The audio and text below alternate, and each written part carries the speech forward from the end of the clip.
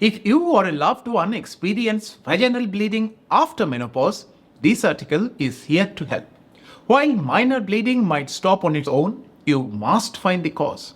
There is science behind why it is essential to investigate further. You should never give up searching for the cause, even if the bleeding stops on its own. We'll cover some key questions. Why bleeding after menopause is different than other bleeding? Why does it happen? What step-by-step investigations are needed? How is it treated? Is a hysterectomy always necessary for this? With 25 years of medical practice, I have seen firsthand how the right information empowers patients and their families to make better decisions and avoid the pitfalls of misinformation. This is my attempt to share everything you need to know about this. Who doesn't need this article? If you have already consulted a doctor for this bleeding and received a confirmed tissue diagnosis, then you might not need this guide. However, if you are still figuring things out, read on. What's the scientific term for this? Postmenopausal bleeding, a term that sounds formal but crucial to understand. To grasp what it truly means, let's start with what is menopause. By nature's design, a woman's menstrual cycle comes to a complete stop at some point in life. When she hasn't had a period for 12 consecutive months, it is officially called menopause. The term pause does not mean bleeding can restart later. It shouldn't. By this stage, the ovaries essentially go to sleep and stop producing estrogen. Once that happens, there is no biological reason for bleeding again. That's why all postmenopausal bleeding is abnormal. No exceptions. If your cycles have been irregular leading up to menopause, or if you had occasional bleeding for 11 months and 29 days, that's a different matter altogether. Symptoms of postmenopausal bleeding. Keep an eye out for telltale signs: blood stain on clothing, reddish or dark urine, or light red or brown spots mixed with white discharge. A woman's anatomy is such that the urinary opening, vaginal passage, and rectum are closely positioned. So, it is easy to mix up what the bleeding is actually coming from, leading to misdiagnosis and incorrect treatment. A doctor will investigate based on history you provide. So, clarity is key. Knowing where the bleeding originates is crucial. Rectal bleeding usually happens only during bowel movements. Urinary bleeding and gynecological bleeding often appears while urinating, requiring tests from both urology and gynecology perspective. If bleeding stains appear on clothing, it is likely gynecological bleeding. Keep these handy tips in mind. They might save you a lot of confusion later. Who experiences postmenopausal bleeding? Postmenopausal bleeding is more common than you might think. According to Sung et al., out of 100 women who consult a doctor for gynecological issues after menopause, 66 would seek help for postmenopausal bleeding. Why doctors are taught about postmenopausal bleeding? In medical circles, postmenopausal bleeding is considered a red flag symptom. In England, specialist gynecologists are trained to diagnose and treat it, and even MBBS graduates must understand its management to qualify for their degrees. The trap of postmenopausal bleeding. Here is a common misconception. Many women think as the bleeding has stopped, so the problem must be gone too. Wrong. Many treatments are delayed because of this faulty assumption. Women having experienced bleeding throughout their life often fail to see postmenopausal bleeding as unusual. Most postmenopausal bleeding does not cause pain or discomfort, so people assume it is harmless. The bleeding is often brownish or dark instead of bright red, making it easy to dismiss. Some believe a course of antibiotics or tranexamic acid is enough, but these may simply temporarily sweep the underlying cause under the carpet. The golden rule: after 40 years age, in women, finding the cause matters more than just stopping the bleeding. For women under 40, symptom-based treatment may be fine for a short period. But for women over 40, investigating the root cause should always come first. Only then should symptoms be treated. Ignoring this increases the risk of serious underlying conditions. Early detection makes treatment much easier, but delay it and things can become far more complicated. Why does this bleeding happen? Gynecological bleeding can have multiple causes, but most often it's linked to issues with uterus's inner lining, the endometrium. After menopause, low estrogen levels can lead to atrophic bleeding. Other causes include endometrial polyps, precancer changes, or even cancer. Some bleeding may originate from cervix, the neck of the uterus. Although these structures are closely positioned, their treatments differ significantly. Bleeding can stem from problems in the cervix, such as infections or cervicitis or cancer. But mark the difference. If it's precancerous, it may cause uterine bleeding, but precancerous cervix conditions don't typically cause bleeding. By the way, if you are curious to know how to detect precancer of cervix, comment below, as that is a different subject matter altogether. Less commonly, bleeding might originate from the vagina, fallopian tubes, or ovaries. Other potential causes, a long list, but a step-by-step diagnosis is the best. Vaginal or endometrial atrophy, endometrial polyps, urogenital infections, that is endometrial tuberculosis, vaginitis, cystitis, or cervicitis. Medications, that is estrogen, tamoxifen, anticoagulants, or blood thinners, may also cause vaginal bleeding.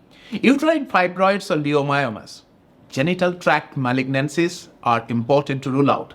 Vaginal foreign bodies, genitourinary atrophy, endometrial hyperplasia with or without atypia.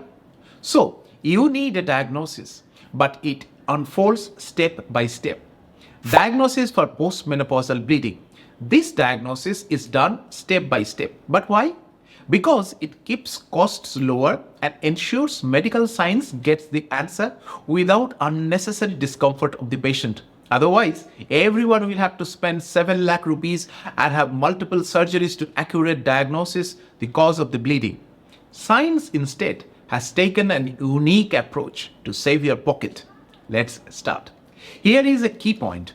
Taking antibiotics may seem like a quick fix, but it's not a proper treatment for postmenopausal bleeding, and you will soon understand why. Taking bleeding stopping medications will stop the bleeding, but that may seriously harm you in long run if you stop investigating the cause. Getting a proper diagnosis means going beyond quick fixes. So, if this applies to you, investigate first, then treat the symptoms. What does the doctors do first? When you visit a doctor with postmenopausal bleeding, they will take a detailed history, including family, medical background, and previous hormonal treatments, if any. Check if the patient is taking medications like aspirin, clopidogrel, or tamoxifen, which can also affect the bleeding. Ask about any other health conditions that might be relevant. Then they will find the right tests for you. Test 1. Ultrasound first. The first step is an ultrasound, but not the usual one done over the abdomen. Instead, doctors rely on a transvaginal ultrasound scan, as all research-based treatments are based on millimeters of measurement taken this way. An abdominal ultrasound may lead to misdiagnosis. The scan primarily checks the endometrial thickness, the measurement of the uterine lining. If it is greater than 4 mm, it's considered abnormal. If the thickness is below 4 mm, then likelihood of hidden issues is very low, meaning further investigations are generally unnecessary unless bleeding recurs. The scan also assesses the uterine muscle layer, ovaries, and fallopian tube. One area may need to be examined is the cervix, but ultrasound is not the most reliable method for this. If doctors suspecting a problem in the cervix, then think twice. A thorough cervical assessment often requires an MRI scan. Test 2. Pap smear. A pap smear may also be performed, which helps assess cervical health. However, interpreting the results require expertise, because even if the cervix is diseased, the pap smear might falsely suggest everything is normal. The difference between Western and Indian approaches in this matter. In developed countries, routine pap smears are mandatory for healthy women from age 25 onwards. Symptomless women undergo regular screening every 3 years, ensuring early detection and peace of mind regarding cervical health. In India, Pap smear screening are far less common. If you visit a doctor in England or USA with bleeding after menopause, they may only check the endometrial thickness, assuming your cervical health has already been monitored for decades before. However, in India, since routine pap smears are not the norm, doctors must also check cervical health alongside uterine issues. This means extra scans and tests in India, an unfortunate side effect of staying in a developing country. What happens after an ultrasound? Naturally, the first step is to pinpoint the cause of the suspected gynecological issue. If the endometrial thickness is less than 4 mm and there are no other concerns, a follow-up is usually all that is needed. If the endometrial thickness exceeds 4 mm, the next step is a hysteroscopy, a procedure where a tiny camera examines the inside lining of the uterus. A sample of the uterine lining is collected and analyzed under a microscope for precise tissue diagnosis. Symptoms, ultrasound results, and medical history offer probabilities, but a tissue diagnosis provides solid, direct proof with much higher accuracy. If there is any suspicion of cervical issues, a cervical tissue sample is also taken for analysis. The good news, these procedures are usually done as a daycare treatments. You come in the morning and head home by evening. Hysteroscopy. For those curious, we have got a video guide on hysteroscopy linked below. Do check it out. Despite its immense importance, hysteroscopy is often overlooked in India. Most insurance policies don't cover the cost, leading many patients to skip this process altogether. Unfortunately, India's insurance sector still has a long way to go. So for now, it is up to individuals to make informed health decisions. Are there alternatives to hysteroscopy? Looking for a way to assess the health of your uterine lining with just a small biopsy at the clinic? Science has got your back. There is something called Pap sample, and yes, it can be done right in the clinic without anesthesia. But here is the catch.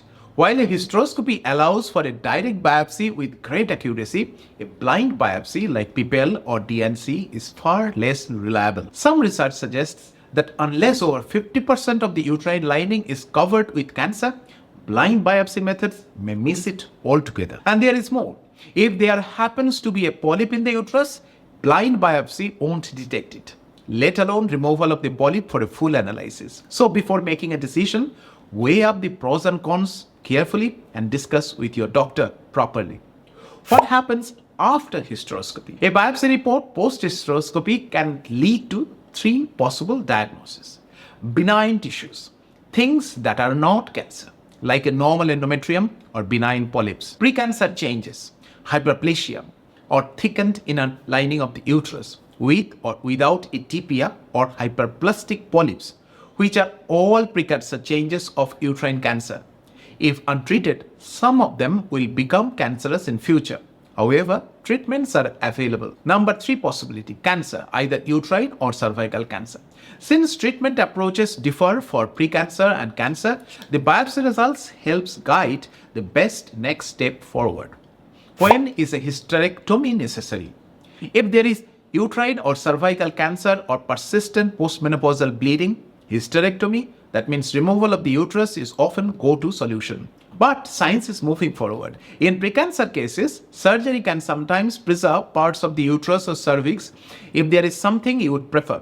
Just remember, regular follow-ups over the next few years are crucial to ensure everything stays in check. What is recurrent postmenopausal bleeding? If bleeding keeps coming back every few weeks or months, it is called recurrent postmenopausal bleeding.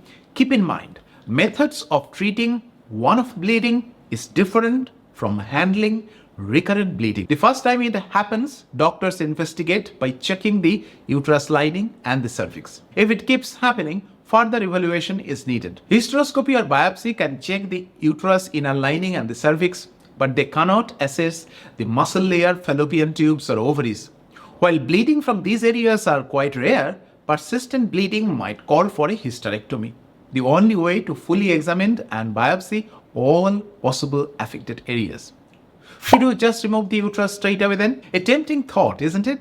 But rushing into a hysterectomy isn't always the best way to sidestep trouble. A proper hysterectomy comes with costs, both financial and physical. You will find some insurance packages offer it cheaply, but it's wise to check whether your insurer, hospital, or doctor follows international safety protocols before making such decisions. Did you know Indian women need 40 times more hysterectomy than in England, and even 4 to 5 times higher than in Ghana? This indicates many are having hysterectomy without sound results in India. While most patients start walking the very next day, some even take their first steps by the same day evening. But that does not mean hysterectomy should be an impulsive choice. It's a bit like chopping off your head because of headache. It gets rid of the problem, but at what cost? So, what's the right approach? The moment bleeding starts, see a doctor immediately. No excuses. Don't delay investigations. Get an ultrasound, Pap Smear, and tissue sample report within 14 days. In England, treating postmenopausal bleeding early has saved countless of lives, allowing patients to recover and enjoy life to the fullest. So, ditch the panic, be proactive, and get timely medical care for a healthier future. Remember the 2-week rule. Postmenopausal bleeding is a big deal worldwide for one simple reason. Starting treatment within 2 weeks can save many lives. The longer you wait, the lower the chances of successful treatment. That's why England's NICE guideline in 2015 mandated that patients be evaluated and treated within 2 weeks.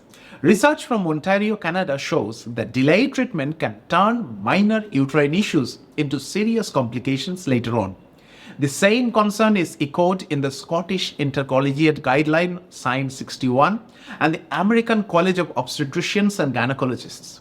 In fact, both England's NHS and America's CDC emphasize that postmenopausal bleeding should be treated as soon as possible. That's all today. We'll see you soon with another topic very soon.